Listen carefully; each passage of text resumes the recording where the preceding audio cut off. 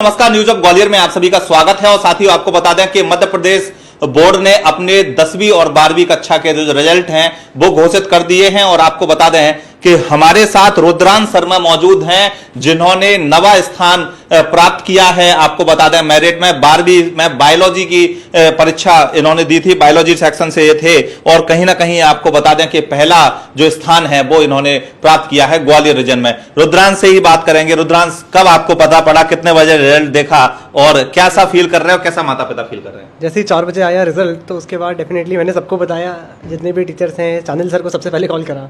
तो फिर वहाँ से उन्होंने बताया कि है ना यहाँ पे आ जाओ।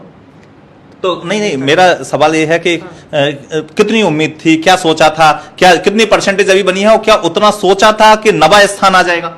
नहीं, 9th रैंक का जो है ऐसा कुछ नहीं सोचा था, बट हाँ परसेंटेज अप्रॉक्सीमेशन जा रहा था कि 95-96 तक ले जाऊंगा मैं। तो परसेंटेज उतना है एक्सपेक्ट 96 जो बना, जो सोचा था उतना ही बना है। अच्छा, हमें ये भी जानकारी मिली है कि आप साथ में कंपटीशन भी की तैयारी कर रहे थे? जी, 12th के साथ कंपटीशन की भी तैयारी करी थी। और शुरुआत से ही जो है ऐसा अक्सर होता है कि कंपटीशन की तैयारी और 12 थोड़े अलग अलग हो जाते हैं, उसके बाद भी 96 देखिए कैसे मैनेज किया दोनों चीजें? नहीं, एक्चुअली में सिलेबस दोनों का सेम रहता है।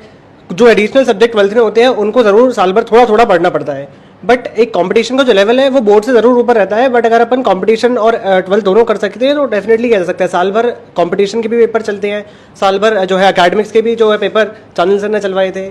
तो इतने पेपर हो गए थे और एक तरीके का जो है आदत बन गई थी। हिंदी इंग्लिश को कैसे मैनेज? हिंदी इंग्लिश भी होती है ना? हाँ, डेफिनेटली हिंदी और इंग्लिश कंपलसरी है। हिंदी के अलावा कोई और आपके पास चॉइस रहता है, तो मैंने हिंदी लिया था क्योंकि अब वो दो सब्जेक्ट जो हैं वो परसेंटेज में एक बड़ा रोल प्ले करते हैं, जो मेजर सब्जेक्ट्स हैं उनके साथ। तो ऐसे केस में हिंदी को भी पढ़ना पड़ता है। और स्पेशली एंड के 2 महीने में जो है बोर्ड और जो अपना कंपटीशन है दोनों को किस तरीके से मैनेज किया जाए उसका चांदिल सर से मैंने पूछा। तो उन्होंने बताया था कि इतना टाइम इसको देना है, इतना टाइम बोर्ड को देना है और किस तरीके से मैनेज करना है उसका। बाकी नियमित जो टेस्ट होते रहे उनसे लाभ ज्यादा मिला है? डेफिनेटली जो साल भर एकेडमिक्स के टेस्ट चले थे उससे काफ़ी ज़्यादा एक हैबिट भी मिलती है। जो आपका 3 घंटे वहाँ पे बैठना होता है उसकी एक आदत पड़ जाती है। साथियों, एक सफलता इन्होंने हासिल की है, लेकिन जो लोग केवल और केवल घर में एकेडमिक्स पढ़ रहे हैं, कंपटीशन की तैयारी नहीं कर रहे, उन लोगों को किस प्रकार से परसेंटेज हासिल कर सकते हैं, क्या रूटीन होना चाहिए, वो हम उन्हीं से जानेंगे भाई से। क्या किस तरह से आपने पढ़ाई करी, कितने घंटे पढ़ते थे, क्या रूटीन होना चाहिए एक विद्यार्थी का और किन चीज़ों को अवॉइड किया? ऐसा कोई जो है जो घंटे हैं फिक्स नहीं है कि कितने घंटे पढ़ा, बट ये है कि जैसे आज कोई चीज़ मैंने सोची कि इसको कवर करना है तो इसको कवर करना है। अगर वो टाइम से पहले हो गई है तो उसके बाद बचा हुआ टाइम मेरे पास बोनस है, उसका यूज़ कर सकता हूँ मैं किसी और चीज़ में, जो अगर कोई और लेक्चर मेरा छूट रहा है या फिर कुछ भी चीज़ में। इसके अलावा एंड के टाइम पे जो है बोर्ड पे थोड़ा सा जो टाइम है देने लगा था शुरुआत से। हालांकि 11th में इतना ज़्यादा 12th के लिए नहीं सोचा था कि बोर्ड और वो एक साथ निकालूंगा, बट 12th में दोनों को बहुत बहुत शुभकामनाएं। सर, कैसा फील कर रहे हैं? आप एक शिक्षक हैं, नवा स्थान हासिल किया है, बड़ी उपलब्धि है आपके संस्थान के लिए भी, और कहीं ना कहीं एक शिक्षक के छात्र जब सफल होता है तो बड़ी गर्व महसूस होता है। क्या लग रहा है? निश्चित ही एक खुशी का माहौल है। और हमारे इस विद्यार्थी ने अच्छा क्यों किया, क्योंकि ये 2 साल से नियमित रेगुलर क्लासरूम स्टूडेंट रहा है। और इसने 2 साल तक मुझे लगता है कि जितनी बातें बताई गई उसको ध्यान से सुना, उसको फॉलो भी किया है। हर विद्यार्थी ऐसा विद्यार्थी बन सकता है, बट शर्त यह है कि उसे टीचर की बात को 100% मानना होगा और उसको फॉलो करना होगा। तो निश्चित रूप से हर विद्यार्थी इस विद्यार्थी से सफल बन सकता है। और इसने जो सफलता प्राप्त की है, अभी आज 12th का रिज़ल्ट आया, उसमें ग्वालियर रीजन में फर्स्ट और एमपी में 9th रैंक है।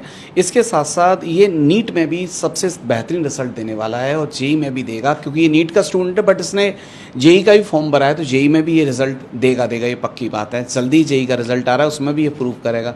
तो इस बच्चे ने 100% रिजल्ट देगा। और इस बच्चे ने अपने माता पिता का और हमारे यहाँ संस्थान का और ग्वालियर वासियों को सबका गौरव बढ़ाया है। इसके लिए बहुत बहुत अब नीट का इंतजार कर ररे हैं माता पिता के, खुश हो गए 12th से? नहीं, अभी नीट सबसे ज़्यादा इंपॉर्टेंट है क्योंकि वो आगे का जो करियर है डिसाइड करने वाला है। ठीक है सर, एक फोबिया रहता है लोगों में कि कंपटीशन की तैयारी कहीं ना कहीं 12th के बाद की जाए, एक मिसाल बन के उभरा है रुद्रांश। ऐसा नहीं होता, लोगों को नॉलेज नहीं होती, इस हिसाब से वो कहते हैं। कई बच्चे कंपटीशन की तैयारी करने जाते हैं तो वहाँ कोचिंग में क्या होता है कि एकेडमिक्स पेपर नहीं होते, सिर्फ कंपटीशन वाले पेपर होते हैं 2 साल तक। तो बच्चे को ये आइडिया नहीं होता कि एकेडमिक पेपर कैसे होते हैं। वो राइटिंग वर्क उससे हाथ से छूट जाता है। जब वो 2 साल बाद पेपर देने जाता है तब वो पेपर को लिख रहा होता है, तब उसे पता चलता है अच्छा लिखना कैसे चाहिए, स्पीड कैसे करनी चाहिए, तो वो सीख नहीं पाता, इसलिए पीछे चला जाता है। अगर रेगुलर रूटीन में बच्चे के एकेडमिक्स पेपर हों, राइटिंग पेपर्स हों, ऑब्जेक्टिव पेपर हों, तो निश्चित रूप से उस बच्चे को सफलता मिलेगी 100%। तो कभी ऐसा नहीं है कि एकेडमिक्स का सिलेबस अलग है कि कॉम्पिटिशन का, दोनों सिलेबस ही सेम है, बस पेपर्स का टाइप अलग है, सिलेबस सेम है, सब कुछ सेम पढ़ना होता है। ऑब्जेक्टिव रहता है वहाँ, बस वहाँ कंपटीशन में ऑब्जेक्टिव है, सब्जेक्टिव है, लेकिन पढ़ना आपको वही थ्योरी पढ़ती है, सब कुछ वही पढ़ता है। अगर बच्चा whole of the year academics को लिख के प्रैक्टिस करे और निश्चित रूप से उसके पेपर को दे, सब्जेक्टिव पेपर को लिख के दे, तो निश्चित रूप से वो कंपटीशन के साथ साथ बोर्ड में भी बहुत अच्छा स्कोर कर सकता है। ठीक है, बहुत बहुत शुभकामनाएं सर Thank you आपको, so और much. बहुत बहुत शुभकामनाएं रुद्रांश। Thank you. साथियों, आपको बता दें कि सर ने बहुत अच्छी बात कही। एक फोबिया रहता है कि कंपटीशन की तैयारी 12th के बाद की जाए, लेकिन रुद्रांश एक मिसाल बन के सामने आए हैं जिन्होंने नीट की तैयारी करते करते कहीं ना कहीं 9वां स्थान हासिल किया है मध्य प्रदेश में, और आपको बता दें कि माता पिता का, ग्वालियर का और अपने शिक्षकों का नाम रोशन किया है।